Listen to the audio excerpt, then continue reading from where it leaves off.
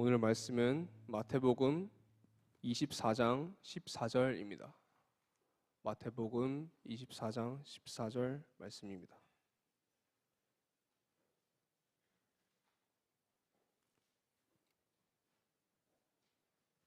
한 절 합독하시겠습니다. 이 천국 복음이 모든 민족에게 증언되기 위하여 온 세상에 전파되리니 그제야 끝이 오리라. 아멘. 오직 성령이 너희에게 임하시면 너희가 권능을 받고 예루살렘과 온 유대와 사마리아와 땅끝까지 이르러 내 증인이 되리라 하시니라. 아멘. 사랑하는 시냇가 푸른나무 청년교회 여러분을 이 시간 사도행전 1장 8절의 말씀으로 축복합니다. 여러분은 예수 그리스도 안에서 성령을 선물로 받은 자들입니다. 믿으십니까? 그리고 여러분은 성령 안에서 권능을 받은 분들입니다. 아멘. 그리고 예루살렘과 온 유대와 사마리아와 땅끝까지 이르러 증인으로 부르심을 받으셨습니다. 우리 옆 사람과 이렇게 한번 인사해 보겠습니다. 우리는 성령을 받았습니다. 한 번 더 인사할까요? 우리는 권능을 받았습니다. 네, 우리는 부르심을 받았습니다. 아멘. 성유아 목사님께서 지금 이스라엘 성지 연구팀으로 이스라엘에 계십니다. 건강하고 안전한 일정, 무엇보다 성경의 역사가 있는 그 살아 숨쉬는 그 땅에서 하나님의 은혜로 충만하게 채워지시는 일정 되도록 함께 기도해 주시면 감사하겠습니다. 저는 김종국 전도사입니다. 영아부를 섬기고 있고요. 영아부에서 3세까지의 아이들 그리고 부모님들과 함께 예배를 드리고 있습니다. 저는 시냇가 푸른나무 청년교회를 제가 제대로 말했나요? 시냇가 푸른 나무 빼야 되죠? 네, 시냇가 푸른 청년교회를 진심으로 존경합니다. 여러분의 진실하고 성실한 그 거룩한 열정, 하나님 앞에 붙들리고자 하는 그 소망, 그 열정으로 지금 이 시간도 이 황금 같은 주말에 이 오후에 이 날씨에 이 자리에 계신 여러분들을 저는 진심으로 존경합니다. 제가 수년 동안 여러분을 멀리서 또 가까이서 그렇게 존경하며 바라보고 또 함께 저도 격려를 받고 위로를 받고 그렇게 신앙생활을 해왔습니다. 저도 아직 많이 젊지만 7년 전까지는 저도 청년이었고 대학 시절부터 뜨겁게 주님을 사랑하면서 거룩하게 살려고 정말 거룩하게 캠퍼스에서도 또 직장에서도 군대에서도 거룩하게 살려고 몸부림친 그 수년간의 기억들이 있기 때문에 저는 여러분의 눈동자들을 지금 보면서 제 마음이 마치 10년 전으로 돌아간 것 같은 그런 마음을 받고 있습니다. 제가 설교를 많이 해본 게 아닙니다. 여러분 앞에 여러분과 같은 이렇게 귀한 청년분들 앞에서 이렇게 많은 분들 앞에 선 것은 사실 처음입니다. 그래서 저는 이 자리에 함께 예배하는 여러분들이 얼마나 귀하고 소중한 존재인지 저는 알고 여러분들도 아셨으면 좋겠습니다. 우리 서로에게 한 번 더 인사할게요. 당신은 소중한 존재입니다. 당신은 소중한 존재입니다. 잠깐 제가 영아부를 잠깐 소개해드리고 싶어요. 영아부는 왜냐하면 여러분들께서 이제 청년의 시기를 거치시고 이제 입성하셔야 될 부서이기 때문에 결혼을 하셔야 되지 않습니까? 비혼주의자 한번 손들어 보실까요? 없으신 줄로 믿습니다. 함께 결혼하시고 또 아이를 낳으시면 저희 영아부서에 오시게 됩니다. 이름만 들어도 익숙한 우리 하성이, 결이, 산이 다 있습니다. 이든이, 요벨이, 선우, 이 외에도 40명의 아이들이 있어요. 잠깐 사진 한번 보여주시겠어요? 저희 선생님 중에 또 강신구 선생님이 또 계세요.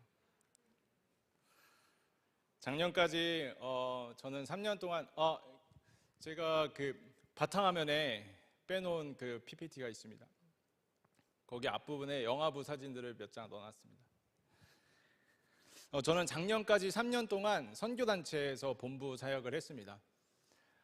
비즈니스 선교단체이기도 하지만 무엇보다 전방 개척 선교로 이제 해외에서 미전도 종족 복음이 닿지 않은 곳 또는 0.1% 또는 2% 미만 교회가 개척됐지만 교회가 아직 자립하지 못한 곳 그런 나라들을 타겟으로 선교사님들과 함께 선교단체에서 본부 사역을 하면서 선교사님들을 섬겼습니다. 네, 영화부 사진 한번. 네. 네, 영화부 사진이고요. 네, 이렇게 같이 부모님들하고 같이 아이들을 축복하며 예배드립니다. 다음 사진. 네, 이렇게 주일 평소의 모습입니다. 1부, 2부 나눠서 예배드리고 있고요. 이렇게 많지는 않아요. 성경학교 때 이렇게 많이 왔어요. 네. 너무 거리두기가 안 되니까 말씀드리는 거고, 이거는 성경학교 때 너무 이제 많이 오셔서 여기서 담임 목사님 가운데 계시고 같이 성경학교 예배를 드렸습니다. 네, 감사합니다. 네, 이렇게 정말 사랑하는 영화부 자녀들과 어린 아이들과 또 부모님들이 함께 청년의 시대를 거쳐서 이제 가정을 이루고 이제 아이들과 함께 우리의 신앙이 내가 몸부림쳐 왔던 그 청년에 지켜왔던 그 거룩한 신앙이 이제는 자녀에게 전수되고 이어져 가기를 소망하는 마음으로 저도 마찬가지로 저도 3살 딸이 있고요. 5살 아들이 있는데 같이 기도합니다. 같이 예배하고 같이 울고 같이 웃고 그렇게 정말 뜨겁게 하나님의 사랑이 다음 세대 가운데 이어져 가기를, 가까운 다음 세대는 청년 여러분들이지만 우리가 이제 우리의 앞 시대, 우리의 앞으로의 미래를 책임질 우리의 자녀들을 위해서 함께 기도하고 있습니다. 저는 선교단체에서 3년간 사역을 하고 작년 12월부로 교회 영화부 사역을 섬기게 되었고요. 사실 3년 동안 평신도로 있으면서 선교사 후보생으로 교회에 소속되어 있었습니다. 그래서 교회 안에서 훈련받고 교회 안에서 선교사로서 후보생으로서 선교지에 나가기 전에 교회를 알고 또 사역을 경험하고 또 영혼을 섬기고 또 복음을 전하고 양육하고 이런 일들에 쓰임받기 위해서 그렇게 하나님께서 기회를 주셨다고 믿습니다. 그래서 제가 왜 여기 있느냐, 근데 선교단체에 있었는데 왜 갑자기 영화부 사역을 하고 왜 여기 서 있느냐, 이제 그것은 제가 앞으로 이제 선교지에 나가려고 준비하는 나라가 있습니다. 저는 북아프리카 아랍권 선교 사역을 품고 준비를 하고 있습니다. 꽤 오랜 시간 준비를 하고 있는데요. 중간에 선교사로 후보생으로 있는 동안 이제 신학을 또 공부하게 되었고, 신학을 공부하면서 이런 기회들을 주어졌습니다. 여러분에게 먼저 1장 8절, 사도행전 1장 8절의 말씀으로 여러분을 축복했는데, 저는 먼저 이 말씀을 시작으로 제가 여러분과 나누고자 하는 말씀이 무엇인지 좀 서론으로 들어가려고 합니다. 세계적인 선교학자 랄프 윈터라는 할아버지가 계세요. 목사님이시고 선교학자이시고 아주 뛰어난 학자이십니다. 랄프 윈터가 이런 말을 했습니다. 그 사도행전 1장 8절의 말씀을 가지고 이제 우리가 선교적으로 접근해야 할 4가지 영역이 있는데, 그것이 바로 1장 8절에서 말하는 예루살렘과 온 유대와 사마리아와 땅끝이다. 근데 이 4개념이 그 당시 유대인 제자들에게 있어서는 예루살렘은 자기의 홈필드잖아요. 홈베이스지만 이제 이것을 문화적 거리 차원에서 한번 이해해보자. 우리가 교회 안에 소속한 사람으로서 우리가 복음을 전해야 할 대상이 있는데 그 대상과 나의 문화적 거리가 얼마나 머냐, 얼마나 가까우냐, 그걸 한번 생각해보자. 그래서 예루살렘은 어땠을까요? 그 유대인 제자들에게 홈베이스죠. 자기와 같은 동일한 문화권에 속하는 사람입니다. 언어는 당연히 같고요. 어릴 때부터 쭉 살아온 그냥 같은 나라, 같은 민족입니다. 그런데 온 유대는 어떤 사람들이죠? 예루살렘에서 좀 벗어나서 이제는 뭐 우리나라로 치면 부산으로 갈 수 있을까요? 서울에서 부산 또는 제주. 나랑 배경은 조금 다르고 그런 지역적인 이해가 조금 다른, 언어와 문화는 같지만 조금은 다른 그런 상황으로 좀 더 확장될 수 있습니다. 그 다음은 이제 사마리아입니다. 사마리아는 유대 예루살렘과 언어와 역사, 세계관과 가치관이 약간 다른 곳입니다. 대표적으로 예를 들면 우리나라로 치면 어떤 나라일까요? 생각나는 나라 있으세요? 민족은 같지만 언어가 약간 다르고 세계관이 완전 다른, 사상이 다른 데 있잖아요. 바로 몇십 킬로만 올라가면 북한이 있죠. 북한이 바로 유대인들에게는, 그 예루살렘 제자들에게는 사마리아와 같은 곳이죠. 그렇죠? 마지막으로 4번째로 어디입니까? 땅끝입니다. 이 땅끝 영역은 언어와 민족, 문화가 서로 완전히 다른 곳. 그래서 언어를 배워야 되고 그 상대방의 문화를 배워야 하는 곳. 지리적으로나 지형적으로 또 그 차원을 넘어서서 예를 들면 우리 가운데 온 디아스포라 이주민들이 있잖아요. 그 가운데는 한국말을 정말 잘하는 사람도 있고 못하는 사람도 있습니다. 못하는 사람은 어떤 사람들일까요? 이 땅끝에 해당하는 사람이겠죠. 그런데 이것을 좀 더 지리적으로 지형적으로 접근하자면 그 디아스포라가 떠나온 그 나라에는 교회가 뭐 한두 개 있을 수도 있고 선교사님이 한두 명 있을 수도 있는 나라입니다. 이런 차원으로 계속 라이프 윈터는 4가지 영역으로 계속해서 문화적 거리를 두고 우리가 복음을 전해야 할 대상이 우리와 얼마나 다른가를 따지고 있습니다. 제가 방금 말씀드린 그 교회가 얼마나 있느냐, 선교사가 얼마나 있느냐, 그 차원으로 또 다시 한번 접근을 할 수도 있어요. 처음에 우리는 나랑 문화가 얼마나 다르냐, 언어가 얼마나 다르냐로 접근했잖아요. 이제 두 번째는 교회와 선교사, 그리고 복음을 받아들인 그리스도인들이 얼마나 있느냐, 그리고 더 나아가서 그들이 복음을 확산할 수 있는 선교적인 마인드가 있느냐, 그 교회는 선교적인 교회냐, 자립한 교회냐, 복음을 증거할 수 있는 교회냐, 거기에 복음을 들은 사람, 예수를 구주로 영접한 사람은 과연 퍼센티지로 따졌을 때 얼마나 되느냐, 2% 미만 또는 0.1% 또는 0%, 이렇게 구분해서 비개척 종족, 미전도 종족, 미개척 종족, 이런 식으로 세 가지 부류로 대표적으로 나누고 있습니다. 예루살렘은 제자들과 초대교회가 존재했죠. 복음이 전파되고 교회가 개척될 뿐만 아니라 자립해서 선교적인 사명을 가지고 있는 예루살렘 초대교회였습니다. 그래서 이 초대교회는 예루살렘, 즉 문화적 거리로 따지면 예루살렘, 우리와 문화는 같은 곳이고 또 교회가 선교적인 교회냐, 그것을 따졌을 때 예루살렘은 그렇다라고 할 수 있죠. 네, 계속 지루하지 않게 계속 빨리 넘어가겠습니다. 온 유대는 복음이 전파되고 교회는 막 개척됐지만 그런데 교회가 선교적인 사명을 가지고 복음 전파에 힘쓰는 교회는 아닌 곳입니다.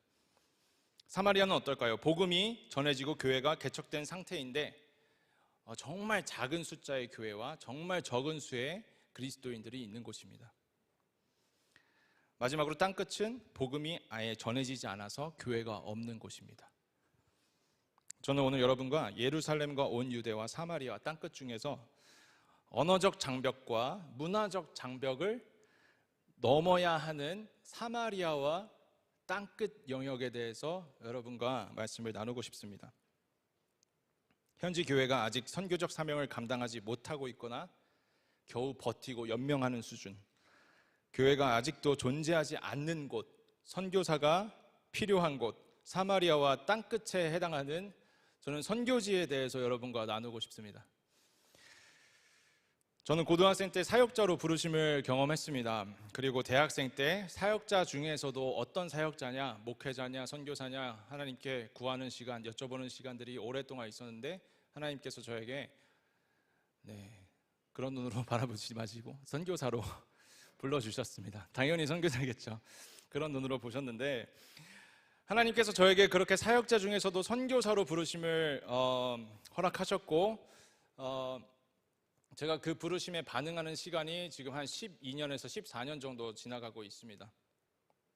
저는 신비적인 체험을 의존하는 사람은 아닙니다. 공동체 안에서 말씀과 기도, 이성과 전통을 중요시하면서 저희 아버님과 장인어른, 저희 아버지와 장인어른께서 장로교단 목사님이시니까 뭐 더 이상 얘기하지 않겠습니다. 정말 보수적인 그런 교단 안에서 신앙을 가지고 어릴 때부터 살아왔습니다. 그런데 저에게 일평생 3번의 그런 신비한 체험이 있었습니다. 그 체험은 첫 번째는 중학생 때 교회에서 여름 수련회를 갔는데 저 양평 근처에 있는 계곡에서 물에 빠져 죽을 뻔한 경험인데요. 거기서 하나님을 물속에서 죽기 직전에 저의 내면에 말씀하시는 그 음성을 듣고 예수 그리스도께서 저를 위해 죽으셨다라는 것. 너무 길어질 것 같아서 더 이상 말하지 않겠습니다. 네. 네, 두 번째 체험은 방금 말씀드린 고등학생 때 사역자로 부르심을 경험한 체험인데요. 뭐 신비적인 거 아니에요. 사실 그냥 이렇게 목사님들이 앞에서 이렇게 말씀을 전하시는데 하루에 한 분씩 3명의 목사님이 3일 동안 말씀을 전하셨는데 다 저한테 똑같은 말씀을 하시는 거예요. 그 말씀의 메시지는 너는 사역자로 부르심을 받았다. 너는 주의 종으로 부르심을 받았고 오랫동안 좀 삥 돌아서 그 소명에 순종하게 될 것이다 라는 메시지였습니다. 전혀 일반적인 메시지 아니죠. 근데 세 분의 목사님이 똑같이 말씀하셨다니까요. 제가 하나님의 음성으로 들렸을까요? 안 들렸을까요? 하나님의 음성으로 들렸습니다. 저는 귀에 육성으로 들리는 하나님의 음성을 구하면서 3일 동안 부르짖었는데, 하나님은 말씀을 통해서, 성경 말씀을 통해서, 또 설교자를 통해서 저에게 개인적인, 인격적인 하나님의 말씀을 들려주셨습니다. 그래서 제가 그 앞에 부르심에 순종하고 반응하며, 또 수년간에 어떤 사역자냐 하나님께 여쭤봤을 때 하나님께서 세 번째 신비적인 체험을 허락하셨는데, 그때가 바로 대학생 때 20살, 21살 넘어갈 때 겨울 청소년 청년 캠프에서 서아프리카에 계신 감비아 선교사님이 한 분이 오셔서 말씀을 전하셨는데, 그 이후에 기도하는 시간에 그분이 뭐 선교사로 결단하세요, 선교사로 여러분을 초청합니다, 일어나세요, 이렇게 안 했어요. 그냥 기도했어요. 그냥 기도했는데 하나님의 임재를 경험했습니다. 여러분, 예배 가운데 하나님의 임재를 경험하기 원하십니까? 기도 가운데 하나님의 임재를 경험하기 원하십니까? 걱정 마세요. 선교사로 안 부르세요. 네, 아프리카로 부르시는 하나님의 음성을 저는 그 임재 가운데 들었습니다. 점점 분위기가 어두워지고 무거워지는 것을 느끼고 있습니다. 네, 저는 여러분에게 그러한 모두 다 이렇게 성령 목사님께서 저한테 말씀하셨어요. 다 헌신해도 돼, 다 나가도 돼, 선교 콜링 하라고 하셨습니다. 그런데 저는 하나님의 영역이라고 생각합니다. 우리가 각자의 영역에서 하나님의 선교에 동참하는 그 방법과 모양과 부르심과 은사는 다 다르잖아요. 그렇죠? 그래서 그 안에서 여러분께서 하나님의 선교에 동참하는 그 영광과 은혜를 알아가시고 그 기쁨을 알아가시기를 저는 기도하고 소망할 뿐입니다.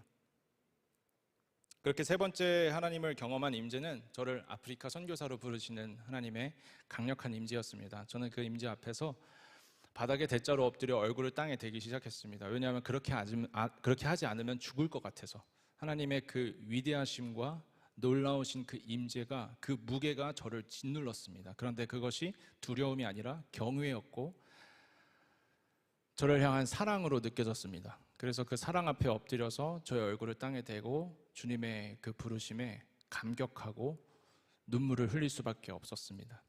저는 그때 이 세 가지의 경험을 지금 십수년간 아내와 주기적으로 나누고, 여보 내가 이랬었어, 그러면 여러 번, 네, 수시로 자주 나누게 돼요.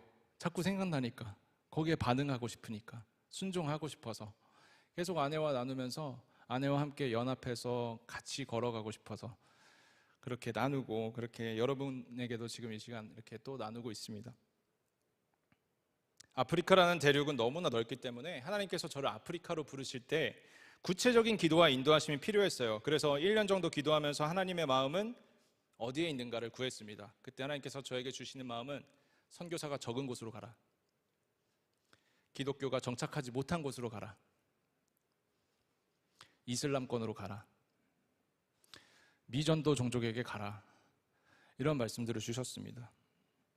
저에게만 이런 말씀을 주시는 줄 알았어요. 그런데 선교단체를 알아보고 또 선교사님들을 만나보면서 그 선교사님들이 말씀하시는 것, 선교단체에서 걸고 있는 그 슬로건과 말씀들을 봤을 때 오늘 본문의 말씀처럼 이 천국 복음이 온 세상에 전파되어야 하리니 그제야 끝이 오리라. 모든 민족에게, 특히 미전도 종족들에게 나아가고자 하는 그 열망이 벌써 20-30년, 아니 100년 전부터 미국에서 시작되어 로잔에서 시작되어서 모든 선교사님들이 그 한 가지 골, 그 목표에 올인하고 있다는 것을 알게 됐습니다. 저는 그것을 미리 알지 못했어요. 그런데 하나님께서 그런 마음들을 주셨을 때 깨달았습니다. 하나님이 나를 선교사님들의 커뮤니티에 초청해 주셨구나. 그때 너무 감사하고 너무 감격할 수밖에 없었죠. 그렇게 저는 대학생 시절 예수전도단에서 훈련을 받고 태어나서 처음 해외 땅을 밟게 됐습니다. 그곳이 바로 이집트입니다. 이집트 사진을 몇 장을 준비했습니다. 2010년 1월에 처음 이집트 땅을 밟게 됐습니다. 네, 사진을 한번 보여주시면 감사하겠습니다. 네, 먼저 이집트의 위치는 저렇게 북아프리카와 중동의 중심, 아랍연맹 22개국 중에서 중심에 위치하고 있습니다. 많은 선교사님들이 이집트에서 아랍어를 공부하실 정도로 이집트는 그 푸스아라는 아랍어를 공부하기 참 좋은 여건이 되어 있고요. 또 여러 나라에서 이집트에서 일을 하기 위해 오고 또 디아스포라들이 있기 때문에 이집트 안에서 북아프리카에 속한 알제리, 모로코 이런 아랍인들을 대상으로 수단을 대상으로 사역을 넓게 할 수 있기 때문에 이집트는 참 사역적인 그런 참 환경이 좋은 곳이에요. 그렇게 알제리처럼 엄청 많이 죽지도 않고, 네, 그래서 이집트가 어떻게 보면 좀 초보 선교사라고 하면 좀 이상하죠. 초기 정착이 필요한 선교사에게 참 북아프리카를 품은 아랍권을 품은 선교사라면 더더욱 이집트는 참 사역적으로 좋은 곳입니다. 환영합니다. 네, 네, 다음 사진. 네. 네, 2010년 1월 아웃리치 사진을 좀 몇 장 보여드릴게요. 그냥 한 5초에 한 번씩 계속 넘겨주시면 감사하겠습니다. 네, 저 가운데 이렇게 손 들고 있는 거 저입니다. 네, 네, 그런 동작으로 복음을 전하는 거예요. 현지 교회에서. 네, 무언극을 통해서 또 거리에서 이렇게 당나귀를 타고 폐지를 줍는 아이에게 말을 걸고, 네, 고아원에서 아이들과 함께 기타 치고 빙글빙글 돌면서 찬양하고 학용품 나눠주고. 여기는 홍해바다예요. 네. 여기는 시내산이 있는 그 시나이 반도 베두인족들이 이렇게 모여 살고 있습니다. 그들은 이제 돈을 받고 낙타를 좀 태워주고, 네, 그렇게 만났습니다. 네, 네, 이거는 이제 2년 전에 1월 네, 리서치입니다. 네, 다음 사진. 네, 아이들, 현지 교회 아이들 10년 전에 있었던 그 교회를 가서, 네, 다음 사진. 네, 고아원이래요. 그 어린이집입니다. 네, 어린이집의 아이들을 만나서, 네, 콥틱 기독교인들, 저랑 또래가 비슷해요. 네, 네, 이거는 이제 지난달 따끈따끈한, 네, 아내와 처음 이제 함께 간 리서치 사진. 네, 다음 튼데 민망하네요. 네, 양계장 직업훈련학교. 네, 지난번에 수요 예배 때 담임 목사님이 이 사진을 확대하라 그러셔서 아내 얼굴이 이만큼 나왔거든요. 그래서 네, 다음 사진. 양계장 훈련 직업훈련 학교입니다. 여기서 이제 현지인들을 뽑아서 양계장을 관리하게 하면서 복음을 전하고 양육하는 그런 시스템입니다. 네. 거기에 이제 그 직업훈련 학교에 청소년 수련을 할 수 있게 이렇게 수양관이 있어요. 우리 숨나처럼 그렇게 수양관이 이렇게 있어서 그때 마침 이렇게 집회를 하고 있더라고요. 네. 여기는 쓰레기 마을입니다. 쓰레기 마을이라고 이제 기독교인들이 많이 모여서 이제 분리수거를 이제 잡으러 살아가는 곳입니다. 집에서 해요. 그거를. 네, 분리수거 작업을 해서 그걸 돈벌이로 살아가는데 그걸 집에서 해요. 그래서 저렇게 생겼어요. 쓰레기 마을에 어린이집이 있어요. 거기에 이제 타가소처럼 애들 다 그냥 한 곳에 딱 때려 모아놔서 그냥 아무 활동 없이 이렇게 앉아서 그냥 평생 이래. 이렇게 하루 종일 있는 거예요. 여기는 콥틱 사제 부부, 제가 3년 전부터 만나서 한국에서도 만나고 교제하고 있는 부부입니다. 네, 목사님입니다. 네, 아트센터 사역입니다. 여기서 선교사님이 발레, 무용 이렇게 전공하신 분과 이제 피아노 가르치시는 분들과 이렇게 아트센터 사역을 하면서 또 그 안에서 제자 훈련하고 복음 전하고 그렇게 하고 있습니다. 네. 무슬림 가정 방문을 했고요. 무슬림 가정에 방문해서 교제하면서 뭐 대놓고 뭐 예수 믿어라 이렇게 할 수는 없고 친구가 되는 거죠. 한국 좋아하는 그런 한국 K-팝 좋아하고 BTS 좋아하는 아이들, 청년들 먼저 다가와요. 자기 BTS 노래 좋아한다고 먼저 다가와서 한국말로 안녕하세요 하고 있어요. 이렇게 아랍권이 이렇게 변화된 적이 없다고 선교사님들이 말씀을 하십니다. 한국에 동양에 이렇게 열려져 있었던 적이 역사적으로 없었다고 말합니다. 이슬람권이요. 근데 제가 아내와 함께 그렇게 거리를 다니면서 아이들이 먼저 그렇게 한국말로 인사하고 저희들한테 이렇게 열려있는 모습을 보고 와, 여기는 진짜 블루오션이다. 하나님이 여기까지 열어주셨구나. 수백 년 동안 전하지 못했던 복음이 이제 드디어 들어갈 수 있게 되었구나. 문화적으로 일단 열리니까 한국인에게 호감을 가져버리니까 그 다음 친구가 되는 건 너무 쉬운 거예요. 예전에는 친구가 되는 것조차 어려웠는데 말을 걸면은 너 뭐하러 왔어? 죽이려고 하니까 그 십자군에 대한 그런 아픔이 있잖아요. 기독교에 대한 아픔과 적대감이 있다 보니까 복음을 전하려고 접근하는 것이 너무나 어려웠는데 이제는 한국 문화에 열려져 있으니까 한국말 배우고 싶어하고 또 노래 좋아하고 그러니까 친구가 자연스럽게 되니까 자연스럽게 또 복음을 전할 수 있게 되는 것입니다. 제가 이렇게 3번의 리서치 방문 2010년, 2020년 그리고 지난달 3번의 리서치 사진을 보여드린 이유는 제가 선교지를 갔다 오면서 여러분과 나누고 싶은 그 한 가지 키워드가 있기 때문입니다. 여러분에게도 익숙한 키워드인데요. 공감. 네, 공감입니다. 익숙하죠? 네, 지난 수련회 때 주제였습니다.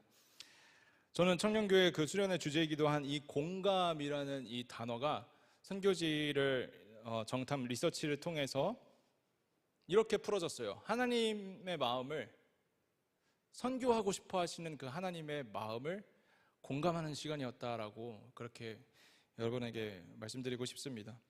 여러분, 누군가에게 공감하는 것은 그 상대방을 사랑하는 시작이죠.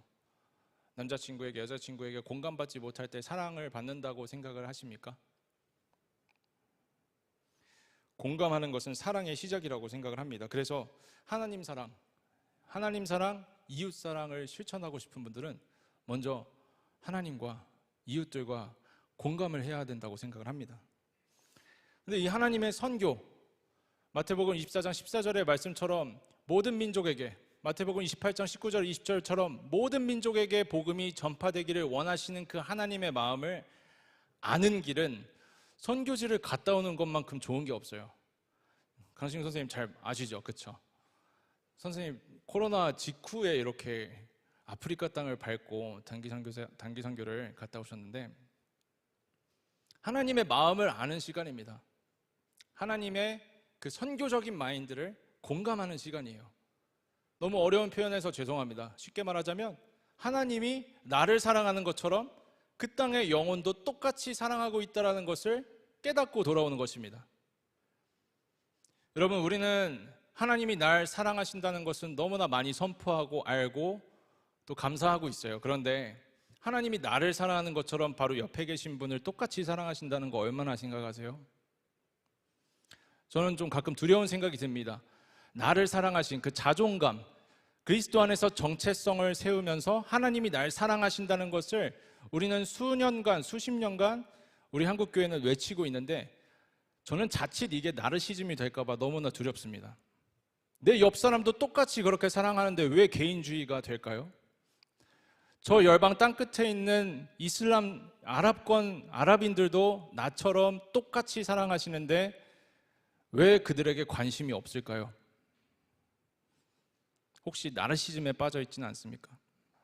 자기 사랑, 개인주의, 하나님의 사랑, 하나님의 그리스도 안에서 나를 구원하신 그 사랑의 가치를 이용해서 내가 얼마나 소중한 존재인지 그건 좋아. 근데 내 옆 사람, 공동체, 더 나아가 이방인들에게는 그 사랑이 하나님의 그 사랑이 적용되는가? 사실 이런 질문 잘 하지 않습니다.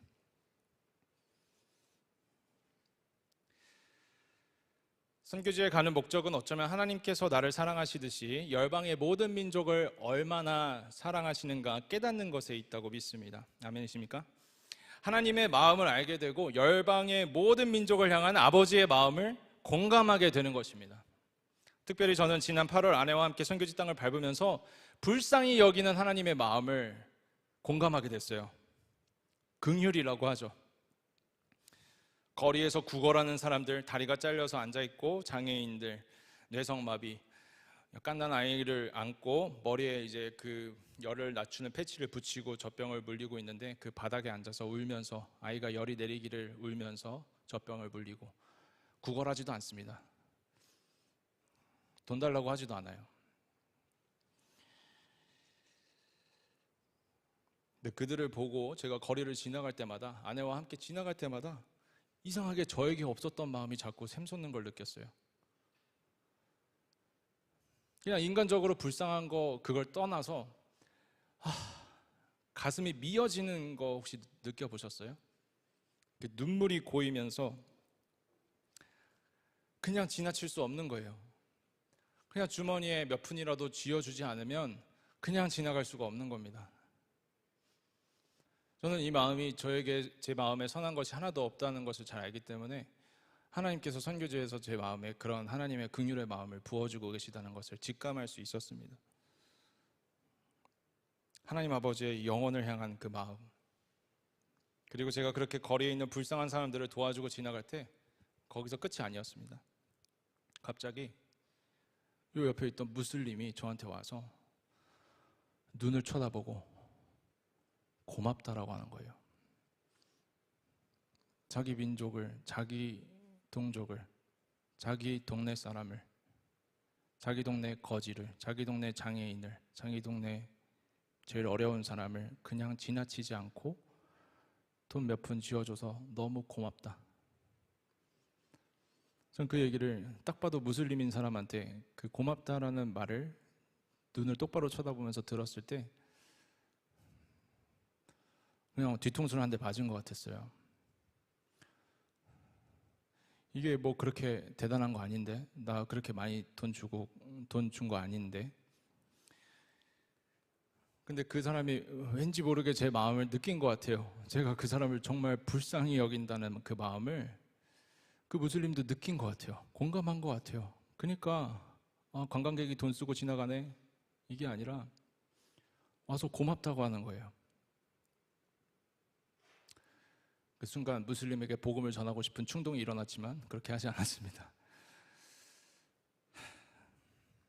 그리고 제가 그렇게 선행과 구제를 매우 중요하게 생각하는 그 무슬림들에게 고맙다라는 말을 들었을 때 왜 고맙다고 할까라고 다시 한번 생각해 보니 저와 아내가 한국에서 동양에서 먼 이제 여행을 하고 비행기를 타고 와서 관광지에서 호텔에서 관광버스 타고 왔다 갔다만 할 수 있는데도 아무것도 볼 것도 없는 그냥 로컬 스트릿에 와서 걸어 다니고 그냥 돈 던져주는 게 아니라 가다가 돌아와서 진심으로 불쌍히 여기는 마음으로 눈을 보고 그 사람에게 현금 몇 장을 건네는 것을 봤을 때 이 사람들은 관광객이 아니구나 아는 것 같았습니다.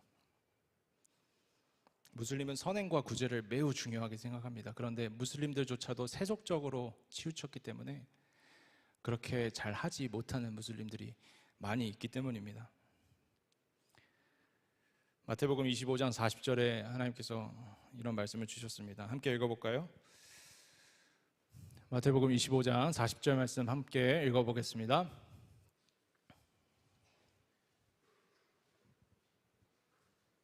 시작. 임금이 대답하여 이르시되 내가 진실로 너희에게 이르노니 너희가 여기 내 형제 중에 지극히 작은 자 하나에게 한 것이 곧 내게 한 것이니라 하시고. 아멘이십니까? 네, 아멘. 지극히 작은 자에게, 그 한 사람에게 한 것이 누구에게 한 것이라고 말씀하십니까? 나에게. 나가 누구세요? 하나님입니다. 하나님이 이렇게까지 공감하고 계십니다. 지극히 작은 자의 그 마음을 공감하신 하나님께서 그 지극히 작은 자에게 돈 몇 푼 쥐어주고 지나간 거 그렇게 대단한 일 아닌 것처럼 보이지만 하나님 그 마음 보시는 것 같아요. 그 공감하는 마음, 불쌍히 여기는 마음. 그래서 그 지극히 작은 자에게 한 것이 선행했네, 구제했네, 하늘에 상급이 있을 거야, 이 정도가 아니라 누구에게 한 것이라고 말씀하십니까?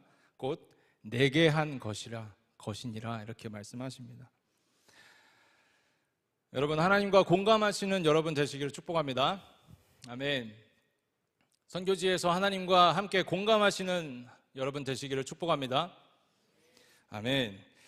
여러분, 저는 선교사 후보생입니다. 선교사로서 이 자리에 섰으면 좋았겠지만 우리 박경호 선교사님, 이진석 선교사님처럼 그렇게 훌륭한 선교지에서의 그런 사역을 경험하지 못했습니다. 그래서 저는 너무 과분합니다. 이 자리가 후보생이에요.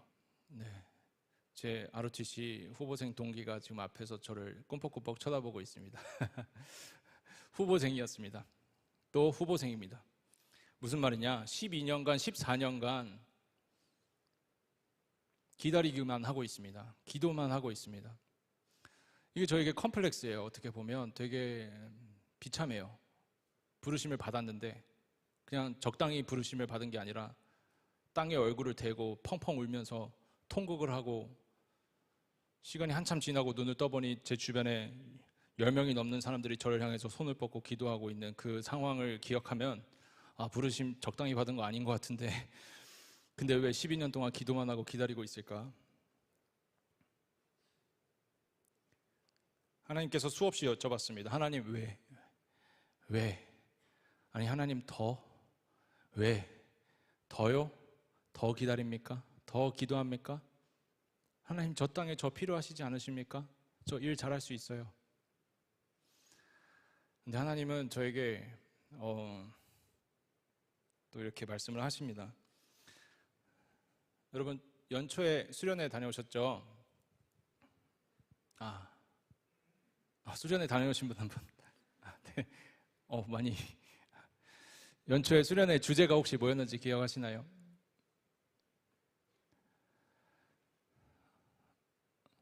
이러면 제가 좀 민망해지는데.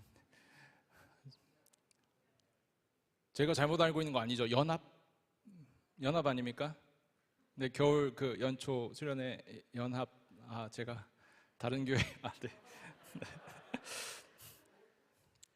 하나님께서 저를 12년간, 14년간 이렇게 기다리게 하신 이유가 뭘까? 수없이 여쭤봤는데 그 답이 청년부 주제에 공감에 이어서 또 연합이라는 단어로 저에게 수년간 지금 주고 계신데요.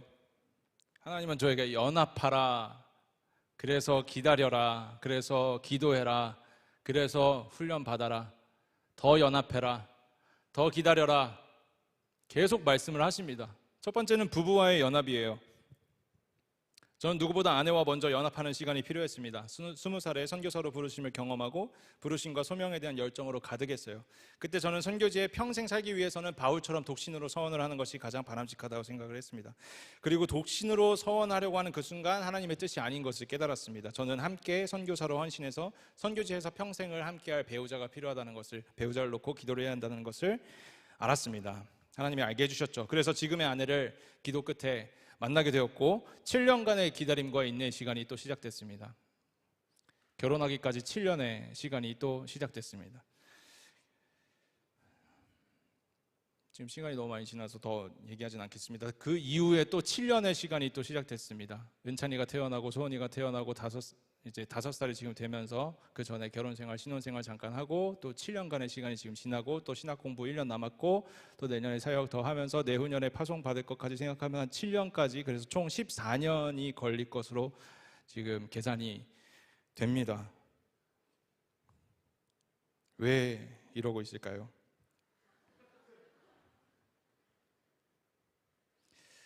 그런데 감사한 것은 지난달에 8월에 이제 이집트를 다녀오면서 처음 아내가 그 땅을 밟게 되면서 제 마음에 소망과 기쁨이 차오르기 시작했어요. 아내가 드디어 이집트 땅을 밟았다. 11명의 선교사님들을 만나고 왔습니다. 일주일간. 네. 무엇보다 아내가 함께 그 땅을 밟았다는 것은 저희 가정에게 있어서 매우 큰 도전이었어요. 참 공감이 안 돼서 참 저도 지금 참 어려운 지금 분위기인데 주님 도와주십시오. 이제 아내는 저를 따라가는 게 아니라 함께 걷게 됐다라는 것을 알았어요. 여보 따라와. 나 부르심 받았어. 나 이집트 2번 갔다 왔어. 3번째야. 따라와. 이게 아니라 여보 같이 가자. 이제 같이 걷자. 하나님 마음 같이 받자. 같이 순종하자. 그래서 지난달 이집트 비전 그 리서치가 너무나 소중한 시간이었습니다. 그런데 연합의 대상은 제 아내뿐만이 아니라는 것을 알았습니다. 하나님께서 저와 아내가 교회 공동체와 함께 연합하길 원하신다는 것을 깨달았습니다. 겸손하게 공동체와 함께 연합하여서 함께 가는 것을 원하시는 하나님을 알게 된 것이죠. 할렐루야. 혼자서 신앙생활하는 거 불가능하죠. 그렇죠? 여러분 여기 같이 모여서 예배 드리시는 이유입니다. 각자 집에서 영상으로 예배 드리시지 않고 여기까지 오셨어요. 함께 예배를 드리는 것이 너무 중요합니다. 우리의 신앙을 지키기 위해서, 또 뜨겁게 하기 위해서. 마치 장작불이 하나만 타면은 금방 꺼지지만 여러 개가 모여 있을 때 활활 오랫동안 지속적으로 타오를 수 있는 것처럼 마찬가지입니다. 선교도 혼자 할 수 없습니다. 한 가정이 뭐 사생결단하고 정말 부르심 강하게 받았다, 정말 목숨 드리겠다 하고 아랍권, 이슬람권에 뛰어든다. 뭐 하나님도 그것도 귀하게 쓰실 수 있습니다. 그런데 하나님은 공동체와 연합하는 것을 더 기뻐하시는 것 같습니다. 할렐루야. 여러분 혼자라는 것 그 자체가 사실 좀 비성경적이에요. 왜냐하면 하나님도 혼자가 아니시기 때문입니다. 여러분 삼위 하나님 아시죠? 성부, 아버지 하나님, 아들 하나님, 성자 하나님, 성령 하나님, 우리 성령님, 이 세 분이 완전한 연합을 이루고 계십니다. 그래서 하나님은 혼자가 아니세요. 한 분이시지만 혼자가 아닙니다. 그래서 혼자 뭔가를 한다는 거, 그건 사실 좀 비성경적일 수 있다는 것을 전제하고 생각하셔야 합니다. 예술전도단에 조이도우순이라는 여성 사역자가 있습니다. 그녀의 책에서 한 할아버지를 소개하고 있습니다. 그 할아버지는 침상에 누워서 임종을 앞두고 주님 품에 안길 시간을 기다리고 있었습니다. 그때 조이도우순이 그 할아버지에게 다가가서 할아버지와 대화를 하는데, 할아버지가 이제 그 조이도우순에게 이제 이런 얘기들을, 속에 있는 얘기들을 꺼내기 시작했다고 합니다. 그 내용은 젊은 청년의 시절에 주님께 헌신하겠다고 뜨겁게 서원하고 부르짖었는데, 특별히 저는 선교지로 나가려고 평생을 시도하고 기도했는데 지금 이렇게 나이가 들어서 임종을 앞두고 있네요. 참 속상합니다. 네, 참 비통합니다. 하나님께 쓰임받고 싶었는데 선교지에 파송을 받지 못했습니다. 지금 임종을 앞두고 있습니다. 이렇게 할아버지가 말씀을 하시니까 저는 거기에 이제 조이도우순이 그 할아버지에게 질문을 하나 던지는데, 그 질문을 보고 제 마음에 그냥 이렇게 못처럼 박히는, 정말 깊이 박히는 것을 느꼈습니다. 조이도우순이 할아버지에게 이렇게 물어봅니다. 할아버지, 혹시 공동체와 리더의 권위와 질서에 순종하지 못했나요?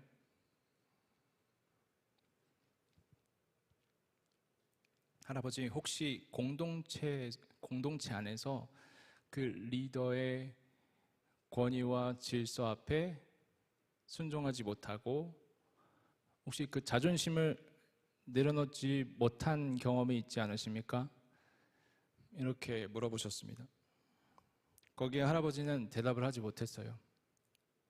저는 교회와 연합하고 공동체와 연합한다는 것이 어떤 의미인지 깊이 묵상하게 되었습니다. 공동체와 연합하는 것, 함께 하는 동료들, 옆에 계신 분들과 함께 연합하는 것은, 나랑 비슷한 상황에 있는 분과 연합하는 것은 그렇게 어려운 일은 아닐 수 있습니다. 그런데 왜냐하면 자기 결정권을 서로 존중해주고 너는 여기 앉아, 나는 여기 앉을게, 이 정도 거리 두자, 이렇게 서로 거리를 두고, 나는 이제 이따가 예배 끝나고 소그룹 할 때 이 정도 질문하고 이 정도만 답할 거야, 너는 나한테 너무 깊이 질문하지 마, 난 한 30%만 오픈할 거야, 이렇게 스스로 제한을 해두기 때문에 공동체 안에서 옆 사람과 연합하는 거 사실 그렇게 어려운 일이 아닙니다. 그런데 언제 어려워지시는지 아시죠? 리더가 나에게 뭔가를 말할 때 자존심이 상하는 겁니다. 리더가 나한테 뭔가를 요구하는데 말투가 조금 이상해, 뉘앙스가 이거 조금 이상한데, 나 너 아랫사람 아닌데, 이런 생각들. 공동체 안에서 연합하기 어려워집니다. 내 옆 사람과 연합하는 건 그렇게 어렵지 않아요. 그런데 내 리더와 대화할 때 어려워지기 시작합니다. 하나님은 한 걸음 더 나아가서 내 옆 사람이 아니라 더 나아가서 리더십에 대한 팔로워십을 요구하신다는 사실을 여러분 아셨으면 좋겠습니다. 우리 담임 목사님께서도 모세와 여호수아의 그 리더십과 팔로워십에 대해서 말씀을 전하신 것처럼 엘리사와 엘리야, 디모데와 바울, 성경의 수많은 인물들이 리더십과 팔로워십을 배우고 서로 적용하고 연합하고 서로 십자가에 자기 자아를 죽이고 나의 자존심을 내려놓고 상대방을 섬기고 나보다 남을 더 낮게 여기고, 낮게 여기는 게 아니라 더 나은 존재로 여기는 그런 훈련들, 그런 시간들이 연합의 과정에서 있었습니다. 왜냐하면 그것이 공동체를 유지하게 하고 공동체 안에서 우리가 영적인 은혜와 유익들을 마음껏 누릴 수 있도록 하나님께서 질서를 만드시고 권위를 만드셨기 때문이다. 왜냐하면 성경에서는 모든 권위는 다 하나님께로부터 온다고, 심지어 로마 제국에 있었던 그 교회조차도 로마의 상급자에게 순종하라 라고 말하실 정도로 하나님은 권위를 중요하게 생각하시고 그 권위 안에서 역사하시는 하나님의 질서가 있기 때문입니다. 그래서 우리는 그 안에서 연합하기 위해서 때로는 기다림이 필요하고 때로는 시간이 10년, 12년, 14년 내가 이루고 싶은 것 내려놓고 하나님의 부르심이라고 할 수 있지만, 하나님이 나에게 선교사로 부르셨다라고 말할 수 있지만, 그것이 어느 순간 나의 우상이 되어서 나를 자랑하고 나를 명예롭게 한다라고 생각하는 그 순간 하나님은 기다려, 자존심 내려놔, 연합해, 공동체 안으로 들어가, 질서 밑으로, 권위 밑으로 들어가, 다시 처음부터. 여러분, 이것이 권위주의로 보이십니까? 아닙니다. 하나님은 그 안에서 참된 사랑과 연합을 배우기를 원하신다고 믿습니다. 아멘. 지금 제가 서 있는 곳이 선교지라고 말합니다. 저는 저 아랍권으로 가고 싶은데, 종국아, 너는 거기가 네 선교지야. 네 가정, 네 직장, 제가 직장 생활 잠깐 했거든요. 그 직장 안에서, 네가 그 군대 거기 안에서, 대학교 캠퍼스 안에서, 거기가 내 선교지야. 한국도 지금 선교지야. 다음 세대가 네 선교지야. 복음화 안 되고 있어. 신앙 전수 안 되고 있어. 교회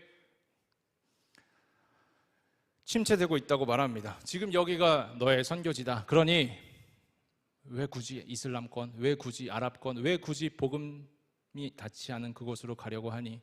네 아내, 네 아이들 희생시키면서까지 네 아이들은 그 소명 받았니? 너만 받았잖아. 아이들이 무슨 죄야? 저에게 수많은 비난과 화살들이 날라옵니다.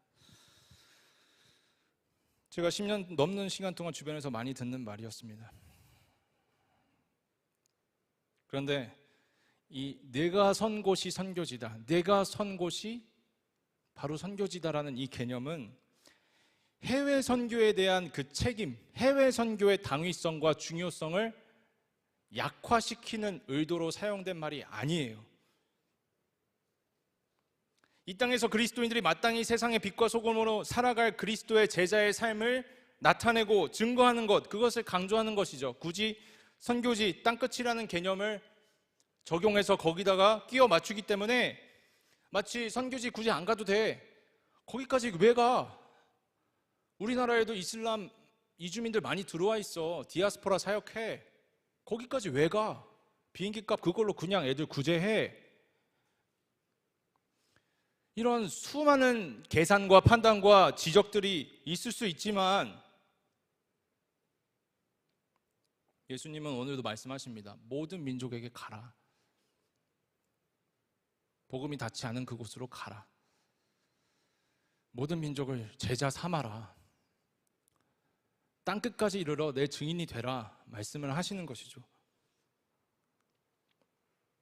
모든 곳이 선교지는 맞습니다. 그런데 이 문화적 거리에 대해서 여러분하고 처음에 서론에 나눈 것처럼, 서두에 나눈 것처럼 전략적으로 구분이 필요해요. 대부분은 동일 문화권에서 선교적인 삶을 살아가고 있는 여러분들입니다. 할렐루야. 동일 문화권, 우리가 살아가는 영역 안에서 선교적인 삶을 살아가시는 예수님의 제자들이십니다. 옆 사람과 한번 이렇게 인사해 볼게요. 당신은 예수님의 제자로 동일 문화권에서 사역하고 있습니다. 똑똑하시네요. 아직 잃지 않으신 것 같아요. 집중력을. 감사합니다. 그러나 누군가는 언어와 문화가 다른 그곳으로, 교회가 자립하지 못한 곳으로 누군가는 가야 합니다. 복음이 편만하게 한 곳으로 치우치는 게 아니라 부의 불평등이라고 하나요? 부의 재분배, 부의 분배가 제대로 안 됐다, 이런 말 많이 하잖아요. 복음도 세계 가운데 분배가 제대로 안 됐어요. 그래서 그 분배하러 가는 거예요. 복음을 분배 안 된 곳에 복음을 분배하러 가는 겁니다. 복음이 편만하게 전파되기 위해서는 누군가는 아무도 예배하지 않는 곳으로 가야 하기 때문입니다. 내가 선 곳이 선교지라는 이 개념, 이것은 선교적 교회론 혹시 들어보셨나요? 선교적 교회론? 레슬리 뉴비긴이라고 혹시 들어보셨어요? 선교적 교회론이라는, 선교적 교회, 선교적인 삶, 선교사적인 삶, 이게 다 어디서 나왔냐면 레슬리 뉴비긴의 선교적 교회론에서 나왔습니다. 그런데 이분은 평생을 인도에서 선교사로 헌신한 선교사였습니다. 이분이 이런 교회론을 생각한 이유는 선교지에서 어떻게 하면 교회가 없는 이 땅에 그리스도의 복음을 효과적으로 증거할 수 있을지 평생 고민했기 때문입니다. 그리스도의 복음을 증거하기 위해서는 먼저는 그 제자, 그 한 사람이 삶으로 나타내는, 삶으로 살아내는 존재로서의 선교가 필요하다는 것을 바로 이 선교적 교회론이 강조하고 있는 것입니다. 그런데 아이러니하게도 뉴비기는 선교사로서 존재적인 선교뿐만 아니라 복음이 전해지지 않는 그 타문화권, 자생적인 현지 교회가 없는, 개척되지 않은 그 교회, 그 나라의 존재로서의 선교가 아니라 의도적인 선교가 반드시 필요하다라고 말하고 있습니다. 그러니까 내가 선 곳이 선교지라는 것은 내가 속한 이 동일 문화권에서 교회가 많이 자립한 국가에서도 항상 선교사적인 삶을 살아내는 것이 교회의 존재 이유이자 여러분의 존재 이유이자 목적이고요. 더 중요한 것은 예수님이 다시 오시기 위해서는 더 중요한 것은 언어와 문화가 다른 곳에 교회가 자립하지 못한 곳이 있다면 예수 그리스도의 지상 명령에 따라서 그 땅 가운데로 가서 모든 제자를, 모든 민족을 제자로 삼아 선교사적인 삶을 살아낼 의무와 책임이 바로 모든 그리스도인 저와 여러분에게 있다는 사실입니다. 이스라엘 백성이 출애굽하지 않고 애굽에서 그냥 선교사적인 삶 살면서 그냥 노예로 살았으면 어땠을까요? 왜 굳이 광야로 나가서 40년 동안 고생하고 왜 가나안까지 가서 여리고성에서 전투하고 죽고 다 죽어서 그 다음 세대가 들어가서 또 하나님 버리고 우상 숭배하고 왜 애굽에서 그냥 고기 먹고 잘 살면서 그냥 노예 생활 좀 힘들더라도 그냥 나는 평생 직장인으로 그냥 살면 되지 하면서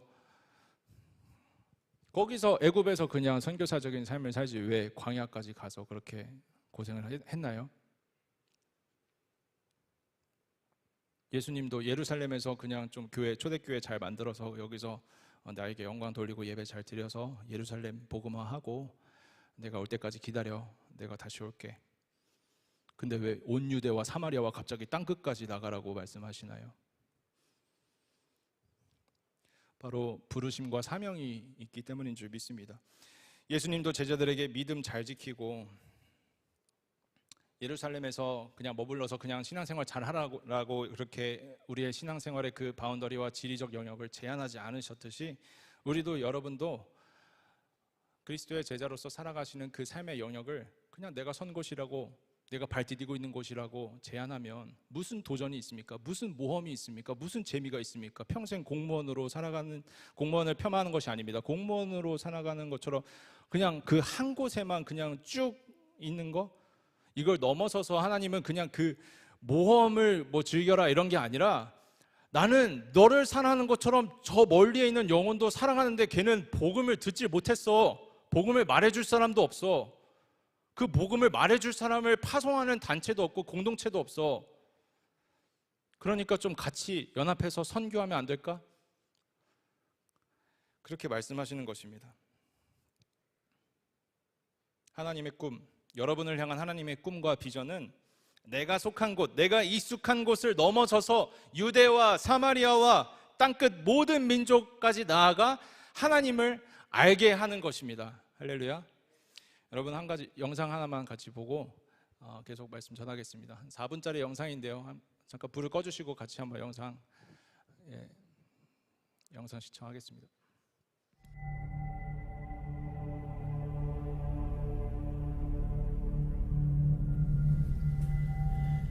In the beginning, God created man in his own image. He walked with man in the cool of Eden, but sin interrupted that union. So God created the missionary.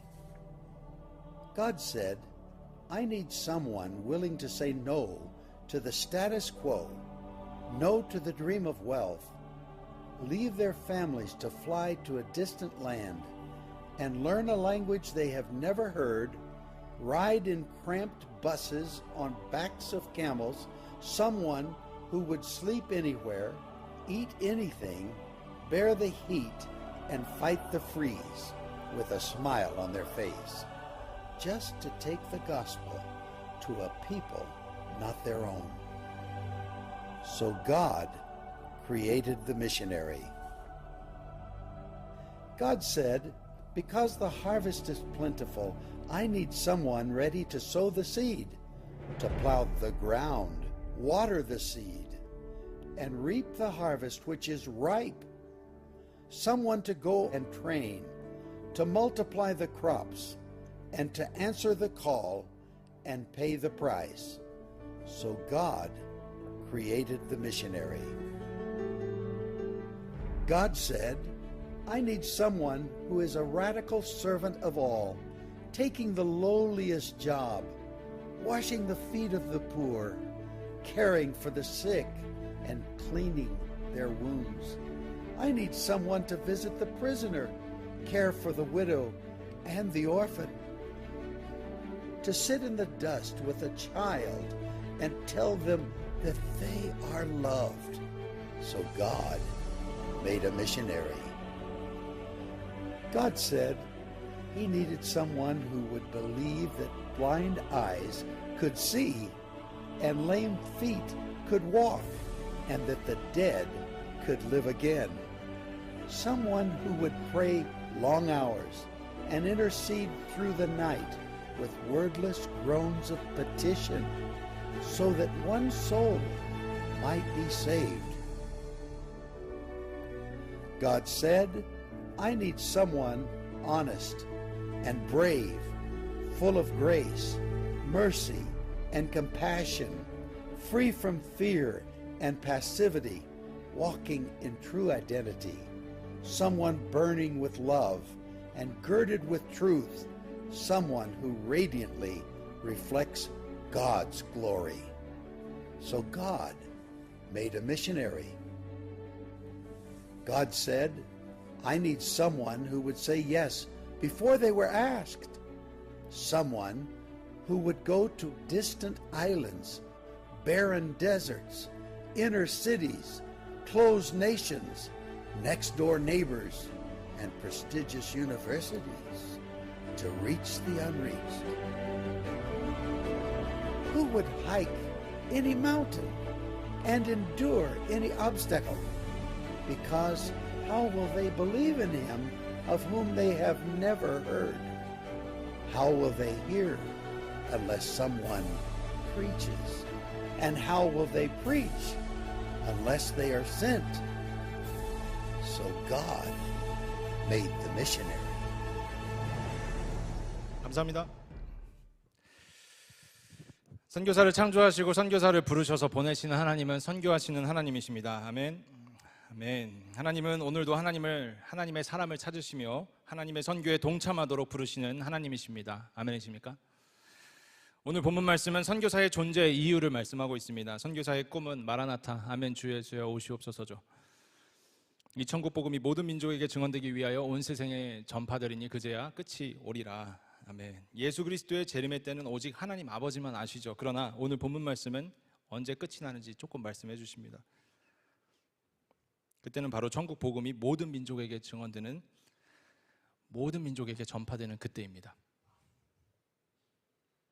이것이 선교사의 존재 이유와 목적입니다. 예수 그리스도의 승천 이후에 1800년간 그리스도의 복음이 전 세계에 편만하게 퍼지기 시작했습니다. 그런데 사실 그 그래프는 약간 요 정도?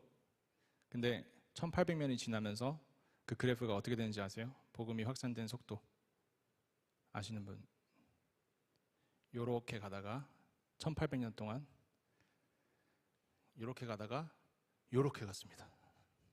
200년 동안, 지금 150년 동안 요렇게 갔습니다.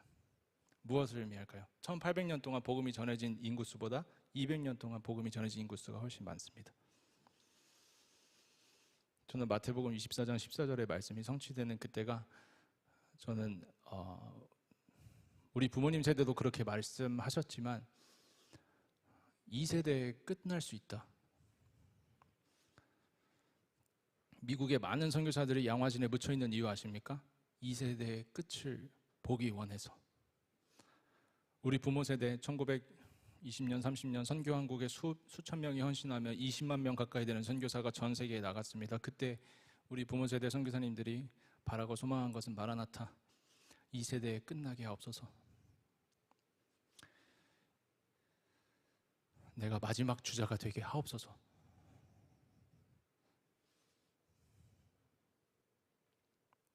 세계 17,000여 종족 중에 7천 종족이 좀 넘는 종족이 Unreached People Group이라고 미전도 종족에 속하는데, 복음화가 그 나라의 민족의 2% 미만인 그 자생적인 교회, 선교하는 교회가 존재하지 않는 곳, 그곳을 17,000 종족 중에 7,000 종족으로 지금 통계를 하고 있습니다. 인구로 치면 78억 명의 세계 인구 중에 19억 명 정도가 이슬람과 힌두 종교로서 복음을 아직 들어보지 못하고 있습니다. 그 외에 비개척 종족이라는 게 있는데 Unengaged People Group이라고 해서 그 복음화가 0%, 그냥 선교사가 아무도 안 간 곳, 교회가 하나도 없는 곳, 거기가 바로 130개가 좀 넘는 종족이 남았다고 지금 통계하고 있는데요. 이것은 한 20년 동안 3,500개 종족이 감소한 수치입니다. 무슨 말이냐, 4,000 종족 정도가 됐는데 지금 130여 종족만 남아있는 상황이 20년 사이에 일어났습니다.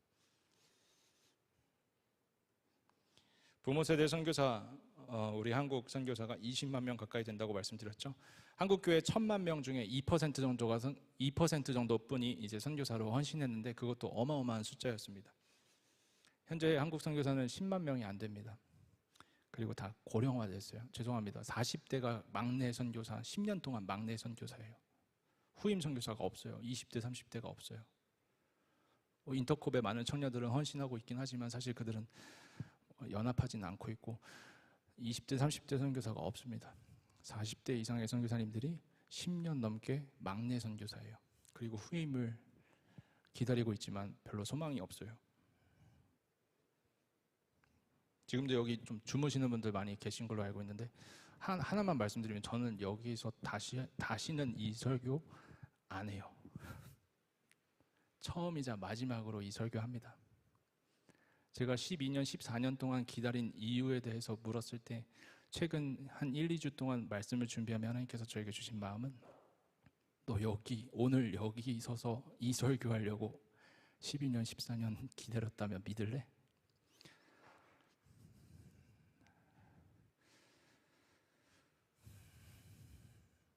저 그냥 대충 이렇게 땜빵 하러 온 거 아닙니다. 저 10년 넘게 많이 울고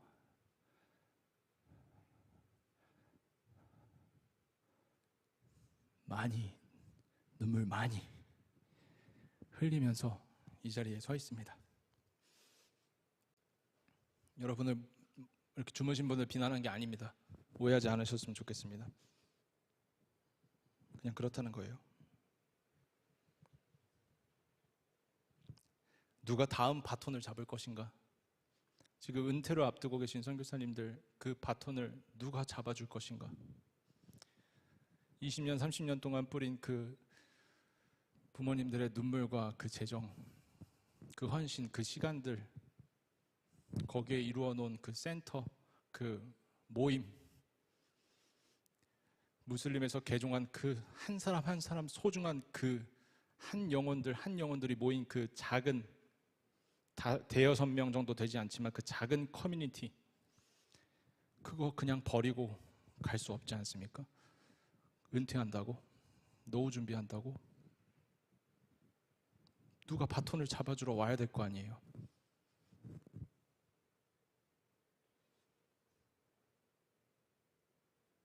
누가 마지막 주자가 될 것인가? 누가 이 세대의 예수 그리스도의 재림을 보게 될 것인가? 누가 그 하나님의 위대한 선교 사역에 동참할 것인가? 로마서 10장 13절에서 15절 말씀을 여러분과 함께 읽어보고 싶습니다. 로마서 10장 13절에서 15절 말씀 함께 읽겠습니다. 시작. 누구든지 주의 이름을 부르는 자는 구원을 받으리라. 그런즉 그들이 믿지 아니하는 이를 어찌 부르리요? 듣지도 못한 이를 어찌 믿으리요? 전파하는 자가 없이 어찌 들으리요? 보내심을 받지 아니하였으면 어찌 전파하리요? 기록된 바 아름답도다. 좋은 소식을 전하는 자들의 발이여 함과 같으니라. 아멘. 누가 보낼 것인가? 일단 누가 갈 것인가라고 묻기 전에 누가 보낼 것인가? 우리 시냇가 푸른 청년교회는 몇 명의 선교사를 보낼 수 있을 것인가? 여기 한 200명 모여 계신 것 같습니다. 맞나요? 정말 놀랍게 부응했습니다. 하나님의 임재와 기름 부으심이 여러분 가운데 있는 줄 믿습니다. 제가 말씀을 준비하며 여러분 가운데 영적인 권위가 임했다라는 그런 마음을 받았어요. 여러분, 올 한 해 동안 여러분에게 위로부터 부어주시는 하나님의 권위가, 권능이 여러분에게 임했습니다. 이미 아시기 때문에 아멘 안 하시는 걸로 알고 있습니다. 이미 임했습니다. 그 권능이, 하나님의 그 권능이, 내가 너희에게 성령을 부어주고 너희 안에 성령이 임하시며 권능을 받을 것인데 그 권능을 너희가 올해 받았어. 그 권능이 임했어 라고 말씀하시는데요. 근데 이 시냇가 푸른 나무 청년교회에 이 200명 중에 과연 선교사가 몇 명 나올 것인가? 누가 동일 문화권에서 사역하고 누가 타 문화권에서 사역할 것인가? 동일 문화권에서만 사역하면 됩니까? 복음이 전파되지 않은 곳이 있는데, 비개척 종족이 있고 미전도 종족이 있는데, 미개척 종족도 있다는데, 이렇게 세 분류로 나눠서면서 전략적으로 우리가 복음을 좀 분배하자, 복음이 닿지 않는 곳에 복음을 전하자. 그래서 우리의 마지막 주자가 돼서 예수 그리스도의 다시 오심을 우리가 한번 보자 라는 소망이 있는데, 그럼 누가 갑니까? 우리나라로 다 들어와. 우리가 복음 전해줄게. 이슬람 다 들어와. 그래서 지금 이슬람 사원들 부산 경상도에 짓고 있는 거 아니지 않습니까? 8억 명의 이슬람이 북아프리카와 중동에 있고요. 인도와 말레이시아, 여러 그 동남아, 동아시아 지역을 포괄해서 10억 명의 힌두교가 아직도 복음을 듣지 못하고 있습니다. 여러분, 길은 걸어갈 수 있는 용기가 있는 자에게 열리는 법입니다. 믿으십니까? 작년 말에 아내와 선교지 정탐을 다녀오는 것에 대해서 기도하라는 마음을 처음 받았어요. 그리고 올해 겨울을 목표로 기도하기 시작했습니다. 이스라엘 성지 연구를 가지 않겠습니다라고 말씀드리고 제 휴가를 올해 제가 개인적인 휴가를 상반기에 코로나 걸려서 못 갔고요. 여름 휴가랑 하반기 휴가 다 해서 이집트를 다녀왔거든요. 근데 이제 이스라엘 성지 연구도 이제 허락해 주시면 제가 가지 않고 아내와 이집트 땅을 좀 다녀오고 싶습니다. 일주일만요. 그렇게 비행기 허락을 받고 비행기 값을 이제 알아보니까 어마어마한 거예요. 코로나 이후에 175만 원인가요? 왕복. 아내와 같이 하면 얼마죠? 제가 문과라서 계산이 잘 안 되는데 1, 2년간 비웃으신 거죠? 1, 2년간 저축한 비상금을 다 털었습니다. 그래서 티켓팅을 했어요. 누군가의 후원을 기다리지 않고 그냥 믿음으로 내가 먼저 이제 나의 재정을 먼저 일단 하나님께 올려드리겠다. 그런 믿음을 허락하셨다고 믿습니다. 그렇게 티켓을 먼저 구매하고 이틀이 지났습니다. 갑자기 전화가 왔어요. 전화가 올 사람이 아닌데, 이런 표현이 좀 이상하고, 그러니까 그런 분이 생각지도 못한 분이 전화를 주셨습니다. 참 이 말이라는 게 참 오해가 생각지도 못한 그 누군가가 기도하다가 저희 가정이 생각났다면서 적지 않은 헌금을 개인적으로 보내주셨어요. 마음이 울컥하기 시작했습니다. 그런데 거기서 끝이 아니었어요. 그 가정도 되게 어려운 형편에 있는 가정이었는데, 이번에는 같이 선교사 훈련을 받았던 그 중년의 선교사님이 파키스탄으로 파송을 받기 위해서 준비하고 거의 다 준비가 됐을 때 백혈병에 걸렸어요. 그분은 하나님의 선교에, 파키스탄 선교에 내가 중년에 쓰임 받는다라는 그 사실만으로 매일매일 설레하고 너무 감사해하고 그러던 분이었는데, 항상 웃으시고 파키스탄. 근데 백혈병에 걸렸어요. 그래서 암투병을 하시면서 항암 치료에 들어가셨는데, 그분이 저에게 연락을 주시면서 리서치를 갔다 온다고 들었다. 적지 않지만 정말 진심으로 응원한다. 큰 돈은 아니지만 진심으로 응원한다 하면서 적지 않은 돈을 재정을 헌금해 주셨습니다. 제가 그 재정을 받았을 때 눈물이 나면서, 와, 하나님 정말 이 정도입니까? 정말 이토록 원하시나요? 이렇게까지 여유 있어서 후원하시는 분들이 아닌데 하나님 왜? 하나님 아니 이 정도입니까? 이 말이 계속 나왔어요. 왜냐하면 하나님께서 보내고 싶어 하시는 게 너무 느껴져서 너가 가려고 하는 게 아니라 내가 그걸 원해. 너보다 내가 더 원해. 그 마음이 너무 느껴져서 눈물이 나기 시작했습니다.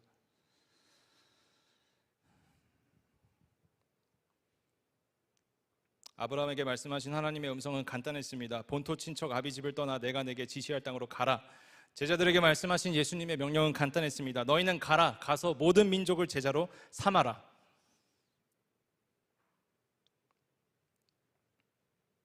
주님은 오늘 이 시간도 한 사람을 찾고 계십니다.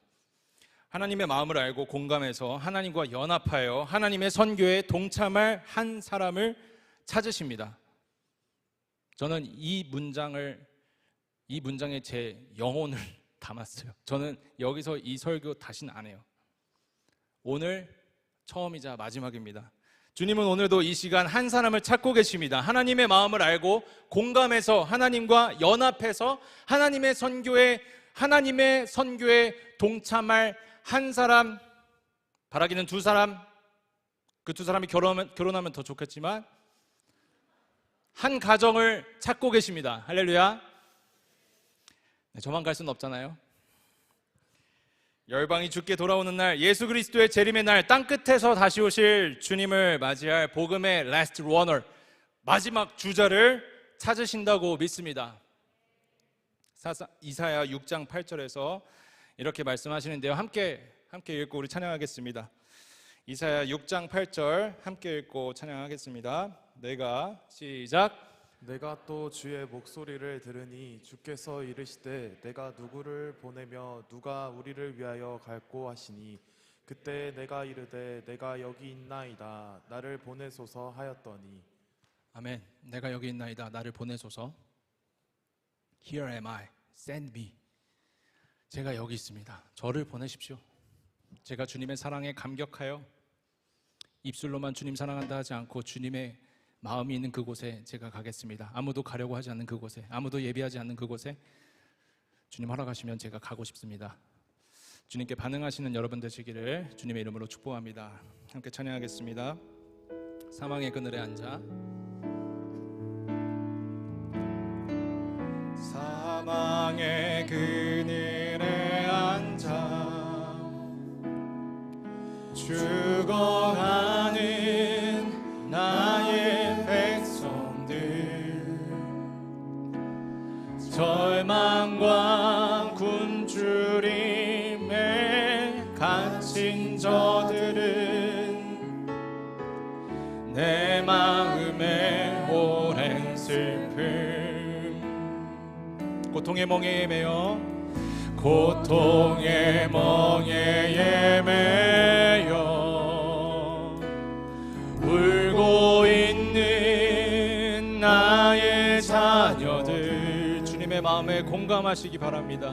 나는 이제 일어나 저들의 멍에를 꺾고 눈물 씻기기 원하는데 누가 내게 부르짖어 저들을 구원케 할까?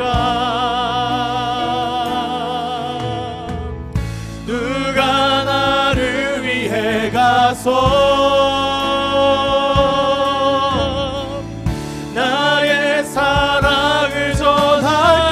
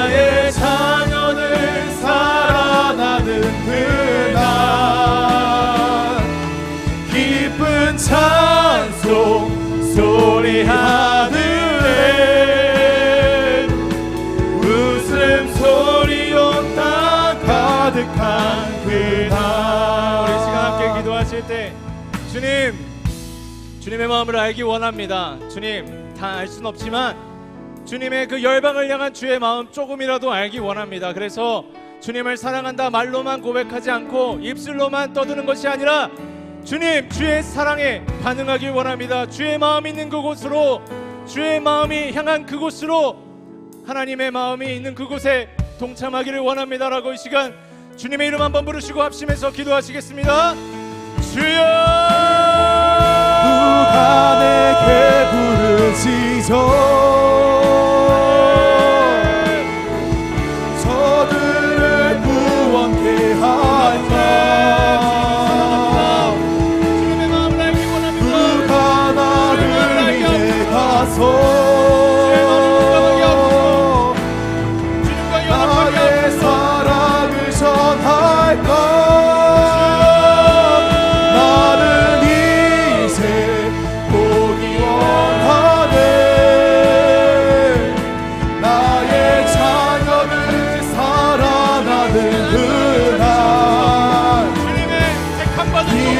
찬송 소리 하늘에 웃음소리 온 땅 가득한 그날 누가 내게 부르시죠. 저들을 구원케 할까.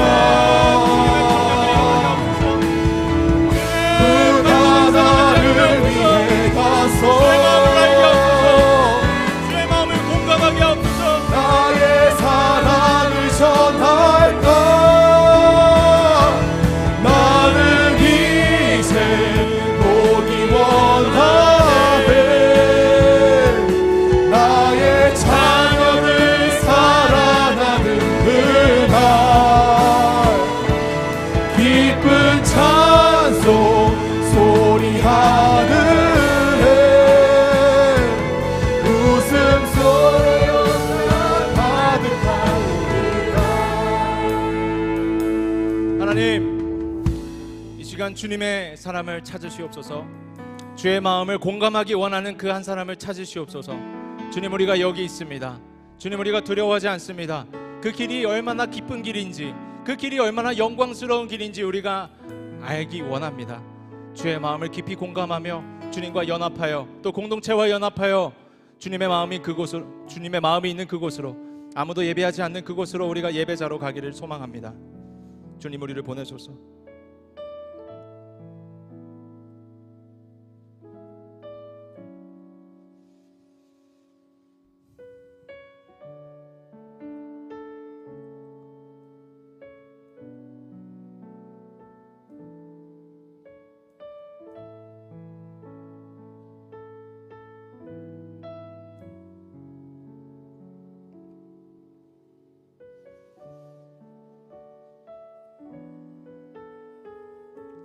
민족의 가슴마다,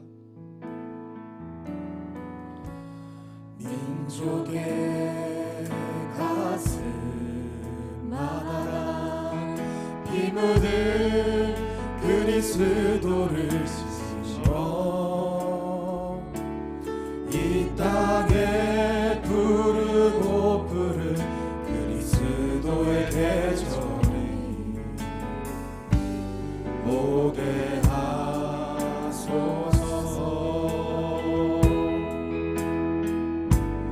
오게 하소서. 이 땅에 하나님의 나라가, 이 땅에 하나님의 나라가 이루어지게 하옵소서. 모든 사람의 마음과 교회와 가정에도 하나님 나라가 임하게 하여 주소서. 주의 청년들이 예수의 꿈을 꾸고 인류 구원의 환상을 보게 하소서. 한 손에 복음 들고 한 손에 손에 사랑을 들고 온갖 구성 누비는 나라 되게 하소서. 주의 청년들이 예수의 꿈을 꾸고 인류 구원의 환상을 보게 하소서. 한 손에 손을 들고 한 손에 사랑을 들고 온갖 구성 누리는 나라 되게 하소서. 마지막으로 주의 청년들이 예수의 꿈을 꾸고 인류 구원의 환상을 보게 하소서. 한 손에 복음 들고 한 손에 사랑을 들고 온갖 구성 누비는 나라 되게 하소서. 살아계신 하나님 감사합니다. 주님의 말씀 의지하여 부족한 종이 주님 귀하고 귀한 청년 사랑하는 지체들 앞에 섰습니다. 주님 10년, 12년, 14년간 주님 앞에 반응하며 무릎 꿇고 엎드렸던 그 시간이 헛되지 않게 하심을 감사드립니다. 하나님, 주님의 귀한 주님의 청년들이 인류 구원의 환상을 보는 그 마지막 주자가 되게 하옵시며 마라나타 살아계신 주 예수 그리스도의 제 이름을 보는 세대 되게 하옵소서. 동일 문화권에서 우리가 속한 이 문화 영역 안에서 그리스도의 복음을 증언하는 증인의 삶을 살 뿐만 아니라 우리 중에 적어도 2%, 200명 중에 2사람은 땅끝에서 주님을 맞이하게 하옵소서.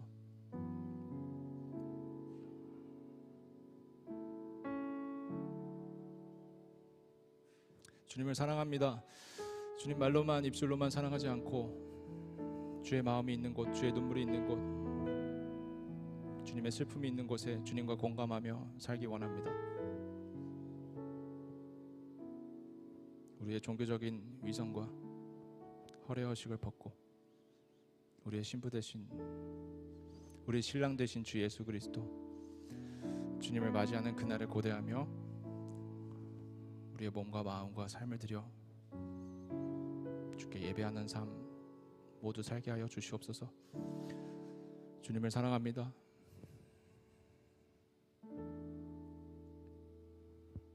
예수 그리스도의 이름으로 기도드립니다. 아멘. 하늘에 계신 우리 아버지, 아버지의 이름을 거룩하게 하시며 아버지의 나라가 오게 하시며 아버지의 뜻이 하늘에서